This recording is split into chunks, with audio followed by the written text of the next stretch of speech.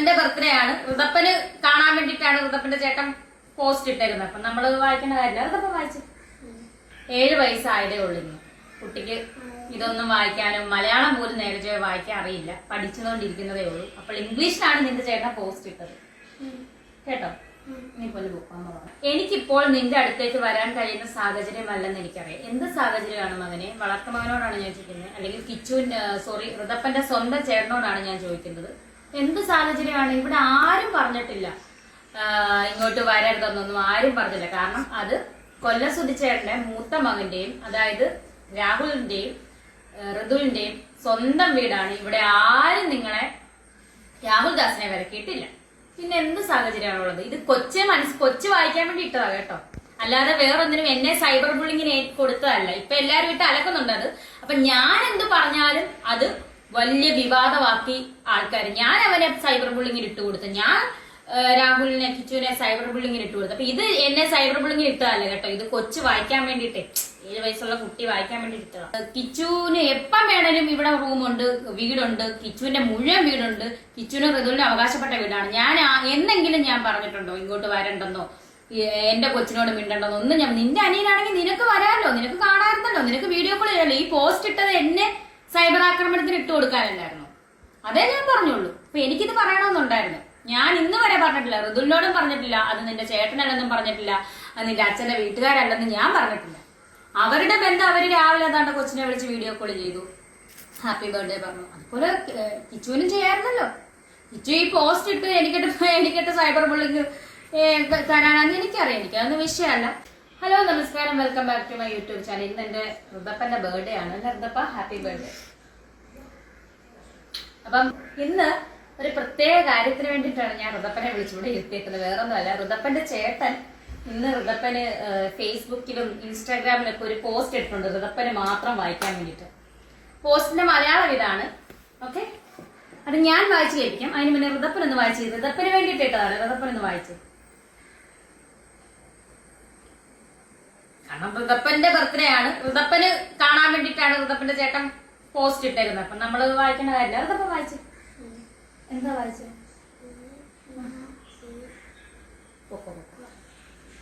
7 വയസ്സായതേ ഉള്ളൂ.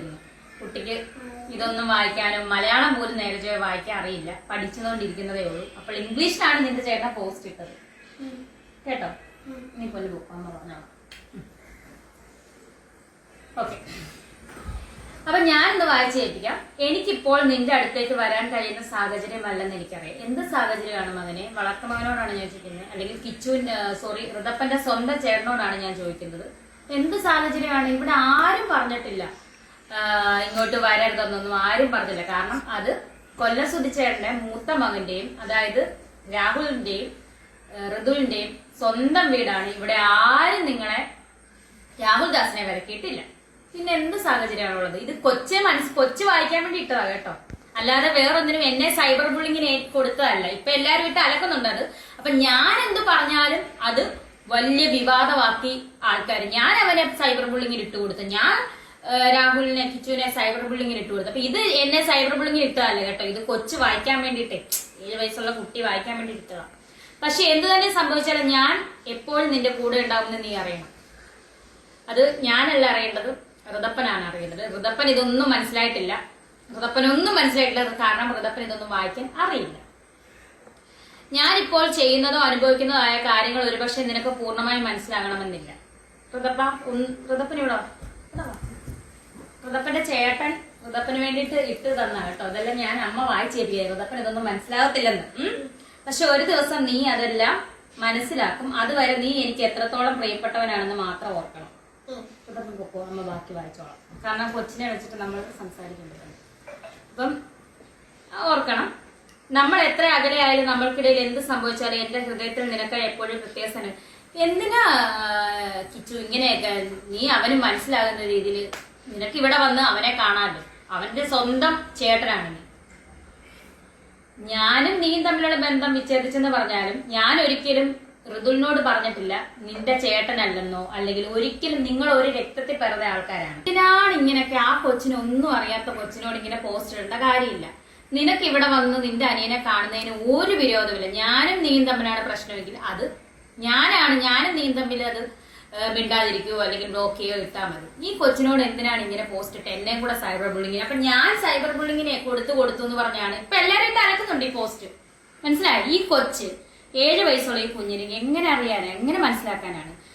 നിനക്ക് ഫോൺ ഉണ്ടല്ലോ, നിനക്ക് പോസ്റ്റ് ഇടാണെങ്കിൽ നിനക്ക് ഒരു വീഡിയോ കോൾ ചെയ്ത് കൊച്ചിനൊരു ഹാപ്പി ബർത്ത്ഡേ പറയാലോ. പക്ഷെ സുധിച്ചേട്ടന്റെ വീട്ടുകാര്, അതായത് ചേട്ടത്തിയും സുധിച്ചേട്ടന്റെ അമ്മയും, അതായത് ഈ കൊച്ചിന്റെ വല്യച്ഛനും വല്യമ്മയും അച്ഛമ്മയും ഇന്ന് വിളിച്ചല്ലോ, വീഡിയോ കോൾ ചെയ്തല്ലോ. അവർക്ക് ഇവനോട് ഉള്ള സ്നേഹം അവര് കാണിച്ചു. ഒന്നുമല്ലല്ലോ അവര് വീഡിയോ കോൾ ചെയ്ത കുഞ്ഞിന് ഹാപ്പി ബർത്ത്ഡേ പറഞ്ഞു. കാരണം നിന്നെപ്പോലെ തന്നെ ഇവനും ആ വീട്ടിലെ കുട്ടിയാണെന്നാണ് അവര് മനസ്സിലാക്കുന്നത്. അതുകൊണ്ടാണ് എന്നെ വിളിച്ചില്ല, ഞാനുമായിട്ട് ബന്ധമില്ലെന്ന് പറഞ്ഞ എന്നെ വിളിക്കേണ്ട കാര്യമില്ല. പക്ഷെ ആ കുട്ടിയെ വിളിച്ചല്ലോ. അതുപോലെ നിനക്ക് നിന്റെ അനിയനെ വിളിക്കാമല്ലോ, ഇവിടെ ആരും എതിർക്കുന്നില്ല. അന്ന് നിങ്ങൾ ഇവിടെ വീട്ടിൽ വന്നപ്പോഴത്തേന് എന്റെ വീട്ടുകാരെ അത്രത്തോളം നീ അത് പറഞ്ഞ് സൈബർ ബുള്ളിങ്ങിന് ഏറ്റു കൊടുത്തിട്ട് പോലും എന്റെ വീട്ടുകാർ ഒരു മാറി നിൽക്കാൻ നിങ്ങളോടോ നിങ്ങളുടെ സുധിച്ചേട്ടന്റെ വീട്ടുകാരോടോ പറഞ്ഞിട്ടില്ല. ഈ വീട് സ്ഥലവും ഈ തിരുമേനി എഴുതി തന്നേക്കുന്നതിന് മൃദുലിനും രാഹുലിനും കൂടെയാണ്, കിച്ചുവിനും കൂടെയാണ്. നിങ്ങള് കിച്ചുവിന് എപ്പം വേണേലും ഇവിടെ റൂമുണ്ട്, വീടുണ്ട്, കിച്ചുവിന്റെ മുഴുവൻ വീടുണ്ട്, കിച്ചുവിനും ഋതുവിനും അവകാശപ്പെട്ട വീടാണ്. ഞാൻ എന്നെങ്കിലും ഞാൻ പറഞ്ഞിട്ടുണ്ടോ ഇങ്ങോട്ട് വരണ്ടെന്നോ എന്റെ കൊച്ചിനോട് മിണ്ടണ്ടെന്നോ ഒന്നും? നിന്റെ അനിയനാണെങ്കിൽ നിനക്ക് വരാമല്ലോ, നിനക്ക് കാണാറുണ്ടല്ലോ, നിനക്ക് വീഡിയോ കോൾ ചെയ്യാമല്ലോ. ഈ പോസ്റ്റ് ഇട്ടത് എന്നെ സൈബർ ആക്രമണത്തിന് ഇട്ട് കൊടുക്കാനല്ലായിരുന്നു? അതേ ഞാൻ പറഞ്ഞുള്ളൂ. അപ്പൊ എനിക്കിത് പറയണമെന്നുണ്ടായിരുന്നു. ഞാൻ ഇന്ന് വരെ പറഞ്ഞിട്ടില്ല, ഋതുവിനോടും പറഞ്ഞിട്ടില്ല, അത് നിന്റെ ചേട്ടനല്ലെന്നും പറഞ്ഞിട്ടില്ല, അത് നിന്റെ അച്ഛന്റെ വീട്ടുകാരല്ലെന്നും ഞാൻ പറഞ്ഞിട്ടില്ല. അവരുടെ ബന്ധം അവര് രാവിലെ ഏതാണ്ട് കൊച്ചിനെ വിളിച്ച് വീഡിയോ കോൾ ചെയ്തു, ഹാപ്പി ബർത്ത്ഡേ പറഞ്ഞു. അതുപോലെ കിച്ചുവിനും ചെയ്യാറുണ്ടല്ലോ.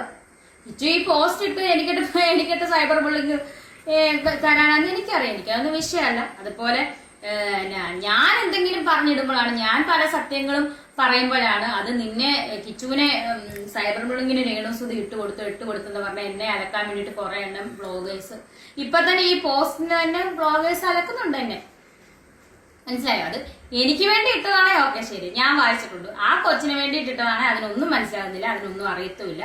ഞാൻ എന്തായാലും ആരുമില്ലെങ്കിലും ഞാൻ കിടന്നുകൊണ്ട് ക്യാൻസർ ആണേലും ഞാൻ എന്റെ സ്വർണം പണയം വെച്ചിട്ടാണേലും ഞാൻ എന്റെ കൊച്ചിന് ബർത്ത്ഡേ ഗിഫ്റ്റും കൊടുത്തു. ഞാൻ എന്റെ കൊച്ചിന് കേക്ക് ഞാൻ മേടിക്കുന്നുണ്ട്, കേക്ക് മേടിച്ച് വൈകിട്ട് ഞാൻ മുറിക്കുന്നുണ്ട്, ബർത്ത്ഡേ വ്ളോഗും ഞാൻ എടുക്കുന്നുണ്ട്. കാരണം എനിക്ക് എന്റെ കുഞ്ഞിനെ സങ്കടപ്പെടുത്താൻ പറ്റില്ല. എത്ര ക്യാൻസർ ആണെന്ന് പറഞ്ഞാലും എത്ര കിടന്നെന്ന് പറഞ്ഞാലും എനിക്ക് എന്റെ കുഞ്ഞിനെ സങ്കടപ്പെടുത്താൻ പറ്റത്തില്ല.